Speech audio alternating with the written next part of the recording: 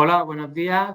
Soy José Valenzuela y trabajo en la división de ensayos clínicos de la Agencia Española de Medicamentos y Productos Sanitarios, que se conoce más como la AEMS.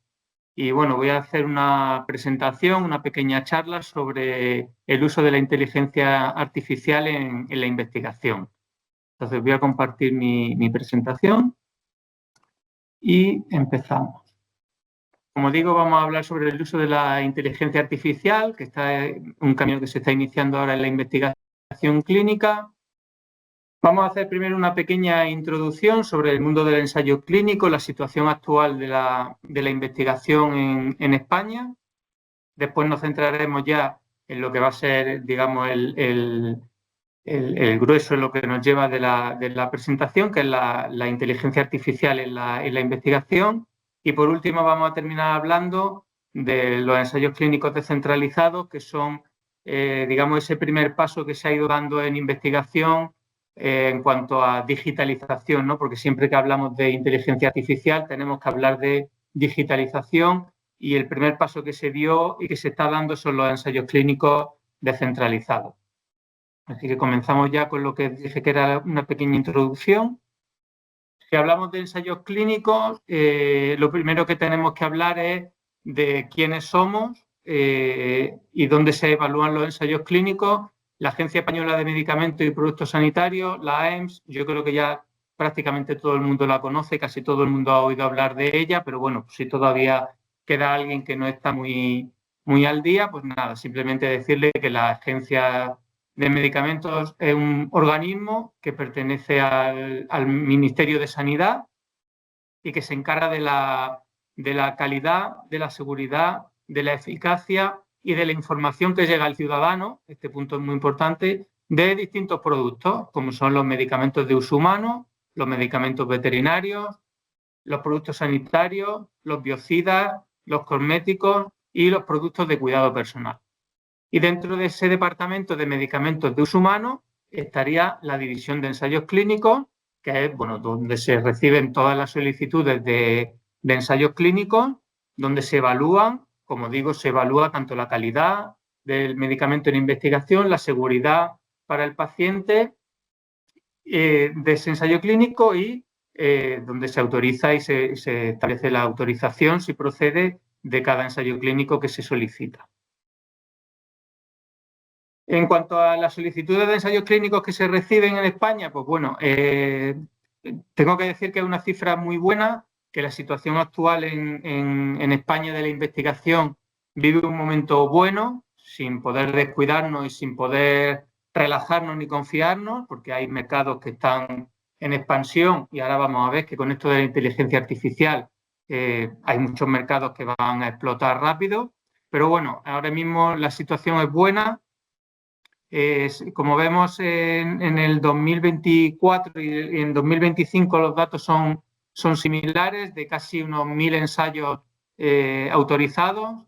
Vemos que desde el 2016 la cantidad de solicitudes ha ido subiendo, con un pico, lógicamente, en 2020, 2021 y 2022, que se produjo por la pandemia y se hicieron muchísimos ensayos por el tema del coronavirus y de las vacunas. Y aunque luego ese pico bajó en 2023, 2024 y 2025, que aunque no está en la gráfica porque estamos todavía terminando de actualizarlo, los datos son similares, aunque ese pico, como digo, bajó, se ha ido manteniendo todavía muy por encima de los niveles de solicitudes anteriores al 2020. Por tanto, como digo, los datos son buenos. En España tenemos una situación de la investigación que goza de buena salud de momento y aunque no nos podemos confiar, ahora mismo podemos estar orgullosos de la investigación que se hace en España. Insisto, también tanto a nivel de promotores comerciales como de promotores independientes, ¿vale? Hay una buena tasa de promotores independientes realizando investigación y realizando ensayos clínicos. Vale, y simplemente como curiosidad y como dato, pues, el cáncer sigue siendo el caballo de batalla y el que se lleva pues, prácticamente el 40% de los ensayos clínicos que se realizan en España. Después está seguido por enfermedades del sistema inmunitario, sistema nervioso y bueno, luego ya el resto de patologías, cardiovascular, tracto respiratorio, ¿vale? Pero hoy día el cáncer es el gran líder de la investigación en España, con casi el 40% de los ensayos clínicos que se realizan. Vale, con la llegada del Reglamento Europeo de Ensayos Clínicos, el Reglamento 536-2014, se podría hablar mucho de ese reglamento, pero he querido resumir en esta diapositiva lo que ha supuesto para España y para la Unión Europea ese cambio de paradigma, ese nuevo reglamento, que aunque como digo es del 2014, entró completamente en vigor hace muy poquito, hace 3 años, en 2022. Y bueno, lo que supuso fue que ya no se tenía que solicitar la autorización de un ensayo clínico con distintas solicitudes en cada país donde lo quería realizar el promotor, sino que una única solicitud ya valía para todos los países de la Unión Europea, para todos los Estados miembros en los que el promotor quería realizar ese ensayo, ¿vale?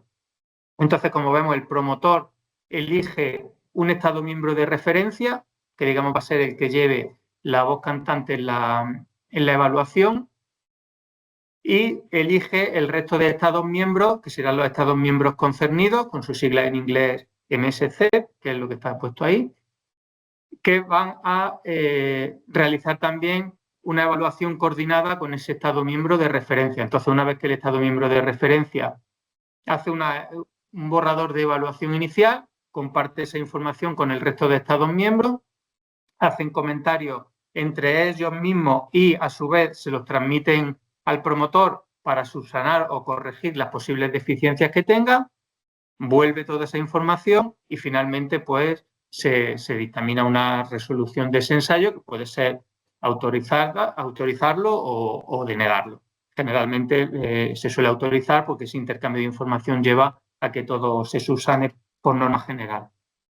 Y los puntos más importantes que digo, como digo, que trajo el reglamento, pues son básicamente los que estoy comentando. Hay un expediente único para la Unión Europea, hay una evaluación de la parte 1 del expediente coordinada entre los Estados miembros en los que participan en el ensayo, la seguridad posterior, tanto mientras se realiza el ensayo como posterior al ensayo, esa evaluación de la seguridad también se hace de manera coordinada entre los Estados miembros de la Unión Europea. Una vez que el ensayo se ha autorizado, el promotor puede adicionar posteriormente países que no participaban de manera inicial y que quiere que participen en el ensayo, y bueno, se produce una caducidad de esa autorización del ensayo si en 2 años no se han incluido los primeros pacientes. Y el último punto, bueno, pues sería la transparencia. Todo se publica en un portal público de ensayos clínicos.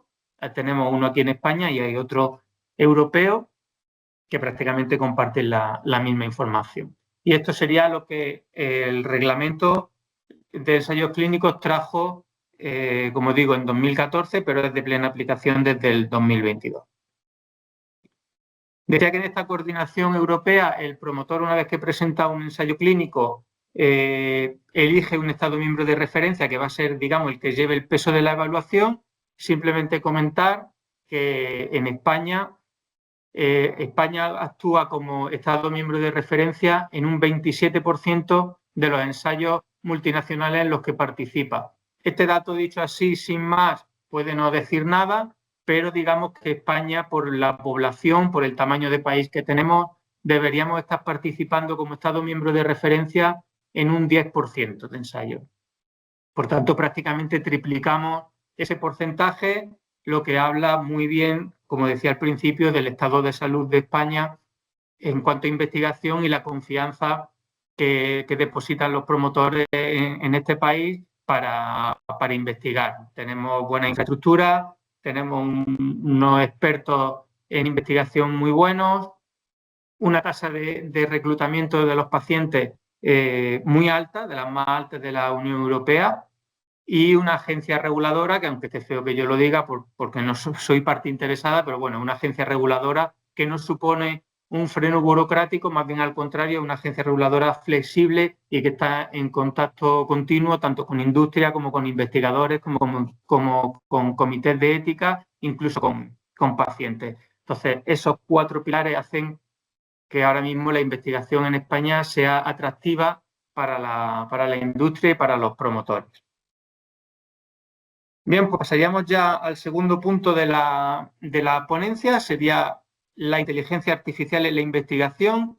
Hablar hoy día de inteligencia artificial en investigación, estamos al principio de todo, es un camino que estamos empezando a recorrer, que no sabemos lo largo que va a ser, pero que sí sabemos que estamos todavía muy al principio y que también sabemos que va a ser un camino que se recorra muy deprisa, que no sabemos cuál será el fin, pero que se va a ir recorriendo muy deprisa, porque todo lo que tiene que ver con tecnología, todo lo que tiene que ver con digitalización y todo lo que tiene que ver con inteligencia artificial va muy deprisa y nos lleva siempre muchos cuerpos de ventaja y hay que ir adaptándose muy deprisa a todo lo que va saliendo y regular o intentar regular en la medida de lo posible todo lo que va surgiendo. Entonces, a este respecto, lo que más vamos a comentar va a ser un decálogo que ya se han anticipado a hacer la EMA junto con la FDA, la Agencia Reguladora Europea y la Agencia Reguladora Estadounidense, han hecho un decálogo de buenas prácticas en inteligencia artificial en investigación. Ese decálogo, lógicamente, como dice la palabra, tiene 10 puntos que los vamos ahora a desarrollar brevemente. Y como digo, se hizo en conjunto entre la EMA y la FDA, pues, para el uso de la inteligencia artificial en el desarrollo de nuevos medicamentos y en el desarrollo de ensayos clínicos, ¿vale? Entonces, bueno, los puntos son los siguientes. El primer punto sería estar centrada en las personas desde el diseño del ensayo. El uso de la inteligencia artificial debe alinearse con valores éticos y debe de estar centrado siempre en el ser humano y en los pacientes que van a participar en un ensayo clínico. El siguiente punto sería un enfoque basado en el riesgo. Es decir, el uso de la inteligencia artificial debe realizarse siempre con un plan de mitigación de riesgos y una supervisión de todo en función del contexto en el que se va a usar y una proporcionalidad de ese riesgo en función, como digo, de dónde se va a usar. ¿Vale? El siguiente punto sería el cumplimiento de normas y estándares. Bueno, este es un punto que se da por hecho, pero bueno, que siempre hay que tenerlo en cuenta porque las tecnologías de inteligencia artificial pues deben cumplir, lógicamente, como cualquier cosa, pues con las normas legales, las normas éticas, las técnicas científicas y de ciberseguridad existentes en cada momento. El cuarto punto sería un contexto de uso definido. ¿Vale? Debe establecerse claramente el rol y el alcance de la utilización de esa inteligencia artificial o de esa herramienta de inteligencia artificial que se van a usar. El quinto punto es la experiencia multidisciplinar. Este punto es importante porque, bueno, es necesario que profesionales de distintas disciplinas trabajen juntos desde el principio y hasta después de la puesta en marcha de esa herramienta. No vale solo con gente de una rama, gente de la rama de la inteligencia artificial, por decirlo de alguna forma, sino que profesionales de distintas disciplinas deben trabajar desde el principio de ese desarrollo de la IA y hasta que se pone en marcha, incluso después siguiendo con la supervisión. Vale, el siguiente punto sería la gobernanza y la documentación de los datos. Vale, la procedencia de las fuentes de datos debe documentarse de manera detallada y debe de ser verificable. Y se tiene que garantizar una gobernanza, un manejo de estos datos adecuado y, por supuesto, con la privacidad correspondiente, sobre todo en aquellos datos que son siempre más críticos y teniendo en cuenta la política de protección de datos. El séptimo punto sería prácticas de diseño y desarrollo de modelos. Un buen desarrollo de modelos siempre va a fomentar la transparencia, la fiabilidad y la robustez de las tecnologías de la inteligencia artificial, y todo esto va a contribuir siempre a la seguridad del paciente. El octavo punto sería la evaluación del rendimiento basada en el riesgo. cuanto mayor sea el riesgo para el paciente, más estrictas y completas deberán ser las pruebas y validaciones que se hagan de la inteligencia artificial o de la herramienta de inteligencia artificial que estemos usando. El penúltimo punto, el noveno, sería la gestión del ciclo de vida, es decir, un sistema de inteligencia artificial, una herramienta de inteligencia artificial, debe gestionarse continuamente mediante procesos de calidad basados en el riesgo que garanticen que la IA, que la herramienta, sigue funcionando durante todo su ciclo de vida y que se hacen las actualizaciones y cambios necesarios para que siga teniendo ese buen funcionamiento. Y el último punto del decálogo, bueno, pues sería una información clara y esencial, pues siempre, como se suele hacer siempre con las cosas en investigación que van dirigidas a los pacientes, pues se debe de utilizar un lenguaje claro, un lenguaje sencillo para presentar esa información que va a ir que sea accesible al público al que se destina. Este sería un poco el resumen del decálogo que han hecho, como digo, en conjunto la EMA con la FDA, que, como digo, son unos principios, 10 principios, como los 10 mandamientos de las buenas prácticas en inteligencia artificial. Y en cuanto a inteligencia artificial, bueno, he querido poner esta noticia como curiosidad, ¿vale? Se puede buscar en internet, está la noticia si alguien la quiere leer en mayor profundidad, porque bueno, hay bastante que explicar. Pero bueno, es una simple como curiosidad a lo que yo decía de lo rápido que va a ser este camino, que no sabemos lo largo que será, porque esto puede evolucionar muchísimo, no sabemos hasta dónde, pero sí sabemos o sí intuimos que va a ser un camino rápido. En esta noticia que aparecía en prensa hace relativamente poco, vemos que decía que China acelera la medicina del futuro y que está ya prácticamente en aras de aprobar lo que sería el primer fármaco diseñado por inteligencia artificial, ¿no?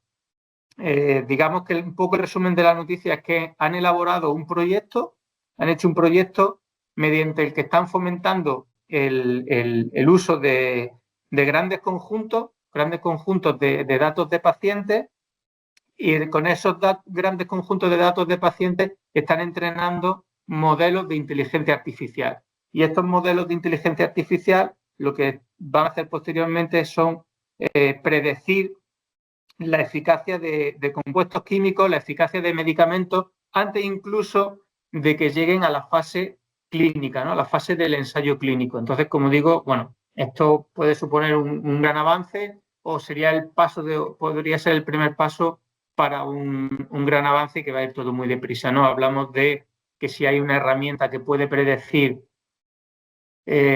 cómo va a ser ese medicamento ya incluso antes de llegar a una fase clínica, a una fase de ensayo clínico, lógicamente va a hacer que luego el ensayo clínico pueda ser más rápido y que ese medicamento incluso pudiera llegar antes al mercado. Pero bueno, como digo, todo esto son primeros pasos, primeros indicios de hacia dónde puede ir este camino de la investigación en cuanto al uso de inteligencia artificial.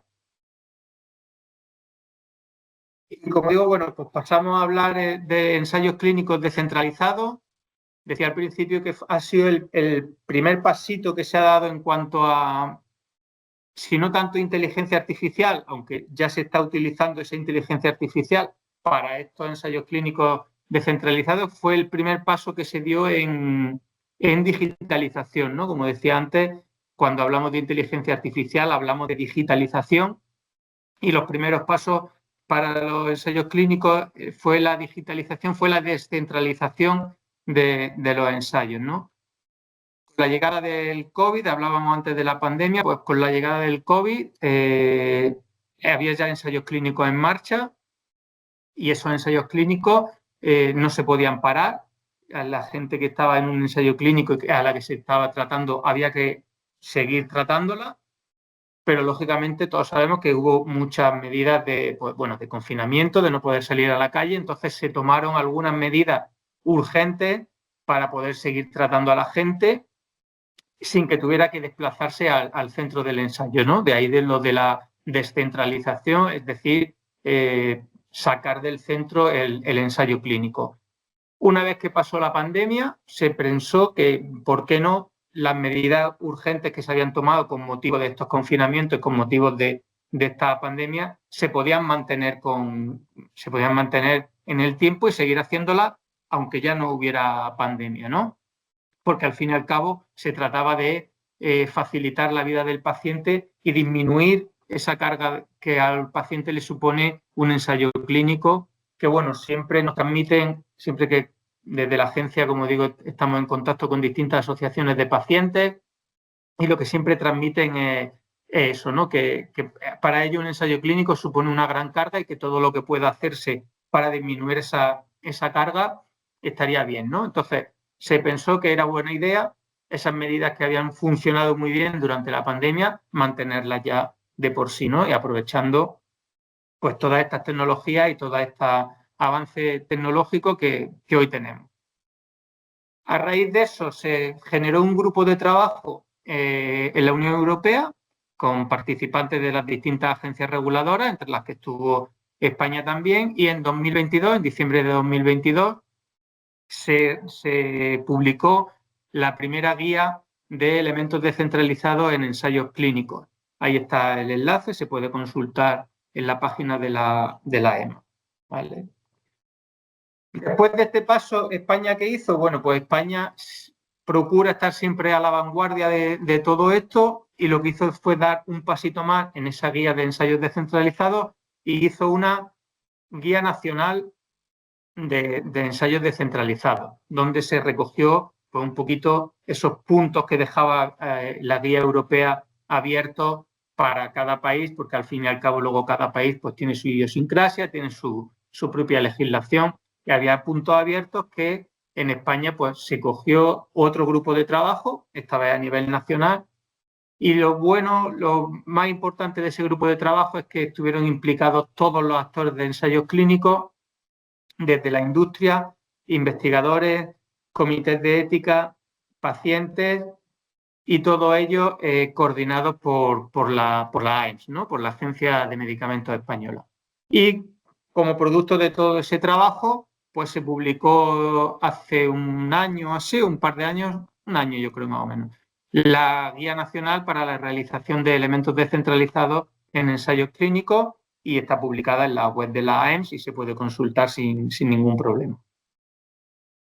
Y bueno, ¿cuál es el enfoque de estos descentralizados? Pues como decía, el enfoque de estos ensayos descentralizados es aprovecharse de esos avances tecnológicos que hoy tenemos y producir una mayor accesibilidad a ensayos clínicos. Los tres pilares sobre los que descansa la guía, sobre los que descansa la realización de estos ensayos clínicos con elementos descentralizados serían las visitas sanitarias al domicilio del paciente y teleconsulta, disminuyendo así las visitas del paciente a los centros, lo que ya para ellos supone una gran disminución de la carga, porque hablamos de que a veces hay que desplazarse a otra ciudad que puede estar a 100, 200 o 300 kilómetros, con lo cual no estamos hablando de ir al centro de salud. Entonces, todas esas visitas, si disminuyen, para el paciente ya es bueno.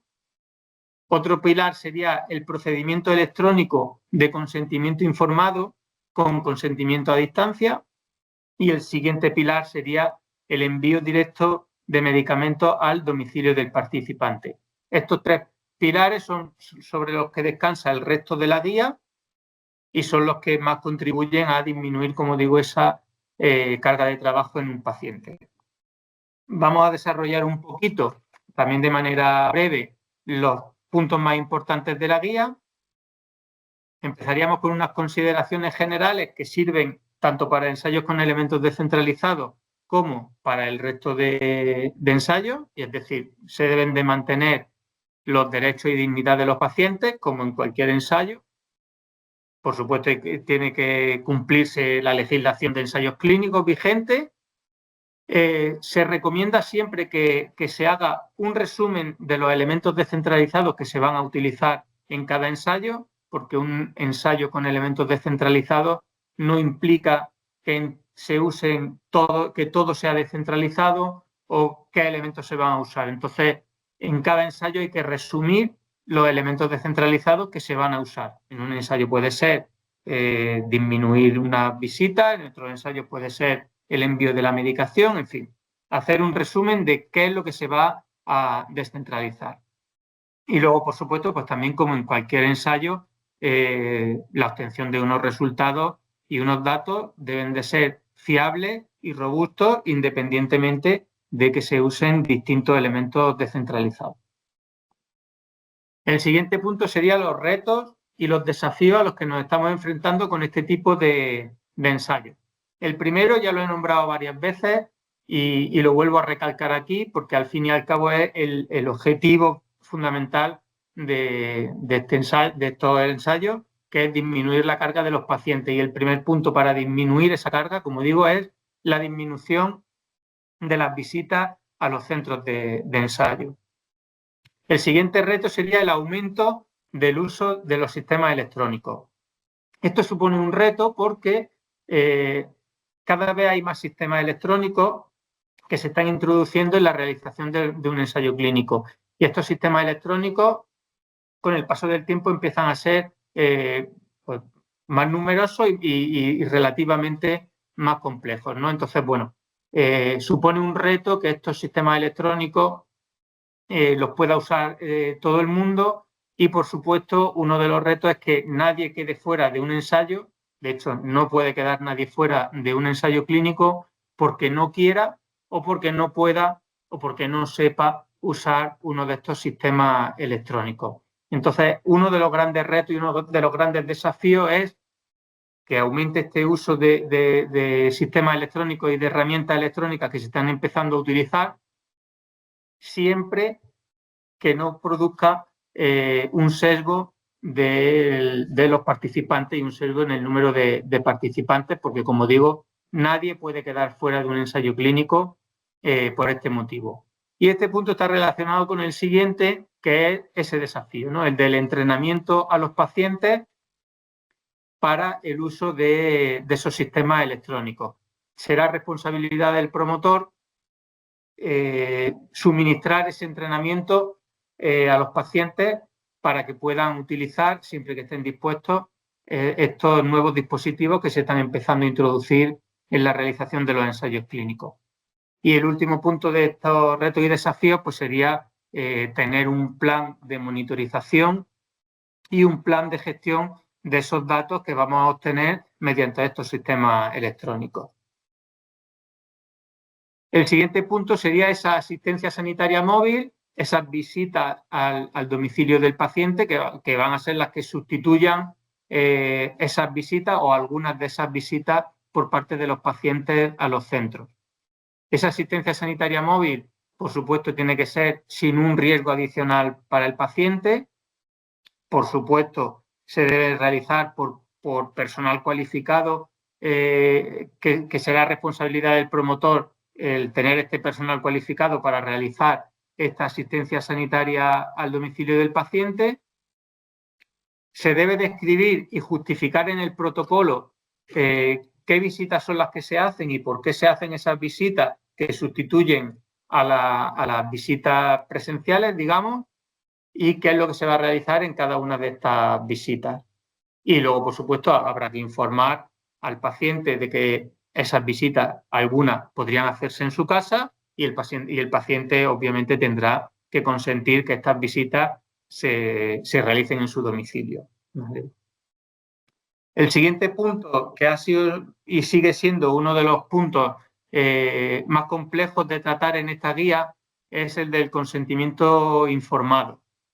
¿Vale? En primer lugar, esa entrevista que hay inicial entre el paciente y el investigador, donde se le explica todo al paciente, previa al consentimiento, esa entrevista se recomienda que siga siendo cara a cara. ¿Puede producirse por una videollamada? Puede producirse por una videollamada con medios electrónicos, pero tiene que ser en directo para que el paciente en ese mismo momento pueda preguntar todas las dudas que pueda tener antes de realizar el ensayo. Entonces, como digo, esta entrevista sigue siendo básica, se puede realizar por medios electrónicos, pero debe de ser cara a cara en ese mismo momento entre el paciente y el investigador. En cuanto a los modelos de consentimiento informado, pues bueno, como digo, la entrevista, como ya decía, puede ser por videollamada o presencial. La hoja de información al paciente, ahora mismo también vamos a tener distintos formatos. Hay hoja de información al paciente en papel, hay hoja de información ya digitales o incluso por vídeo. Y luego la firma. La firma puede ser tanto electrónica como luego firmar la hoja que siempre se ha firmado y luego mandarla por correo postal. Entonces, bueno, ahora mismo se está trabajando mucho en eso, está habiendo distintos modelos de este consentimiento informado y está siendo, digamos, lo más complicado. En cuanto a esta firma de la hoja de información al paciente, como decía al principio, no se puede producir una discriminación de pacientes porque un paciente no tuviera, por ejemplo, un certificado digital para esa firma. Entonces, al paciente siempre hay que darle la opción de que firme como se ha firmado siempre, con el papel y con la firma manuscrita. La firma electrónica está recogido en la reglamentación de protección de datos, en la ley de protección de datos, que la firma electrónica tiene que ser la de niveles de seguridad apropiados y deben de ser los niveles de seguridad más altos que se establecen, ¿no? Pues es el certificado digital, sería el más propio para una firma de estas electrónica. Y luego la recuperación de la información por parte de los pacientes. El paciente en todo momento tiene derecho a recuperar esa información porque al fin y al cabo son datos suyos y una información que es suya. Entonces, el punto este del consentimiento informado, se sigue trabajando en ello, van surgiendo nuevas cosas y si en un futuro hay que hacer una nueva charla, una nueva presentación, pues seguramente volveremos a hablar de este punto que está siendo el más complejo de abordar.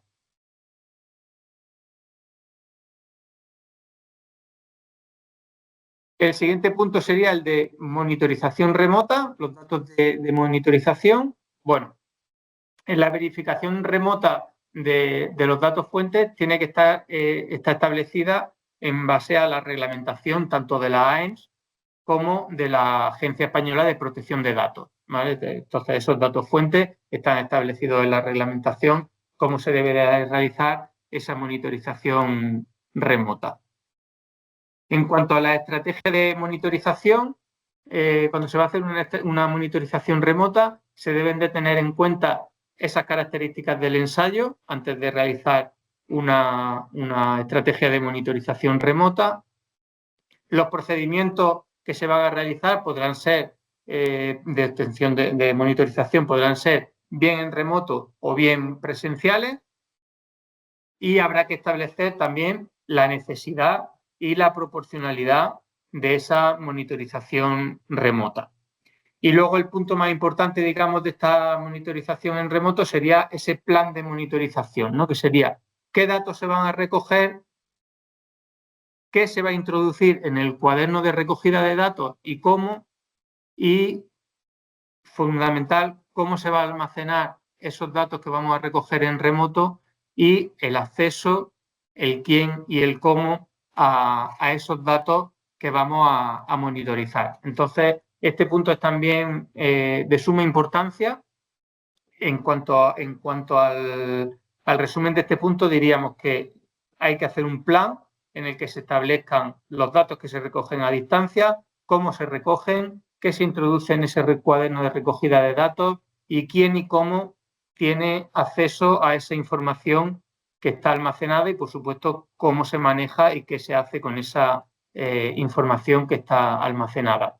Esto aquí sería también importante, los compañeros son importantes también, los compañeros de inspección de buena práctica clínica, que son los que luego hacen acopio de toda esta información de los promotores en cuanto al ensayo clínico.